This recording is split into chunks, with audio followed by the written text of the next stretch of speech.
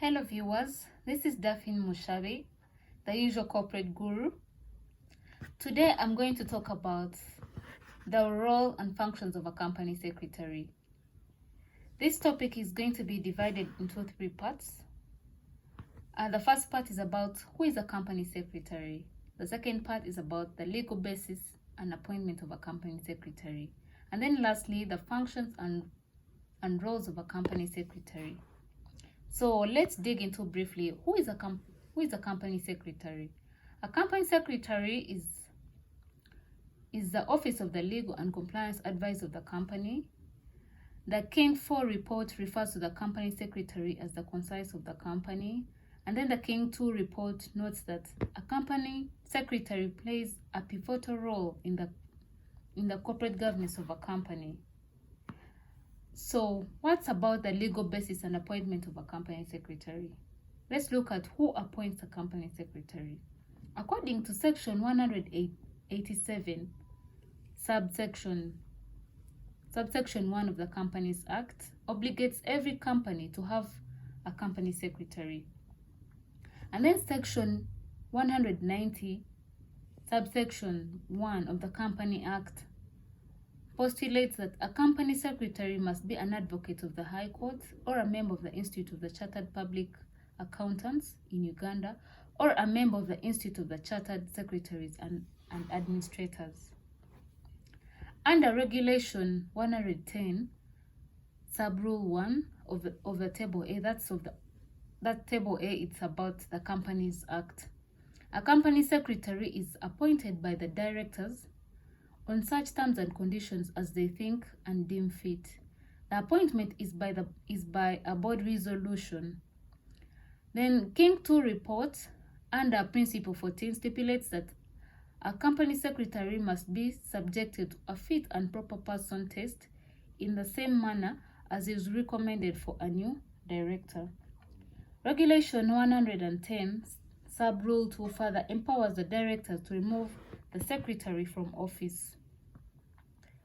So as you can see, as company secretary can be removed at any time by the directors, and that's according to regulation 110 Sub-Rule 2.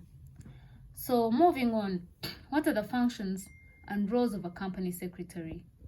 Under Principle 14 of King 2 report, a company secretary carries out the following functions. He or she provides to the board as a whole and the directors individually detailed guidance as to how their duties should be properly discharged in the best interest of the company. Secondly, the company secretary also carries out the induction of a new and inexperienced directors. Thirdly, the company secretary also helps the CEO in determining the annual board plan and the administration of other issues of a strategic nature at the board level. The Principle 1.22 of the King 3 report expands on the duties of the company secretary to include the following. 1. Ensuring that the board and the board committee charters are kept up to date. Provides a central source of guidance and advice to the board and within the company, i.e. management, on the matters of ethics and good guidance and good governance. Then thirdly, it also provides the administrative support to the board and the board committees. So all these are duties of a company secretary. So moving on,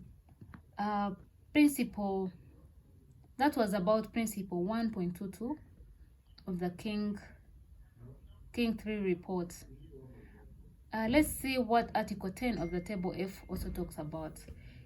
It talks about the other functions of a company secretary, and they include the following. 1. Issuing notes of board and general meetings to the directors and shareholders respectively.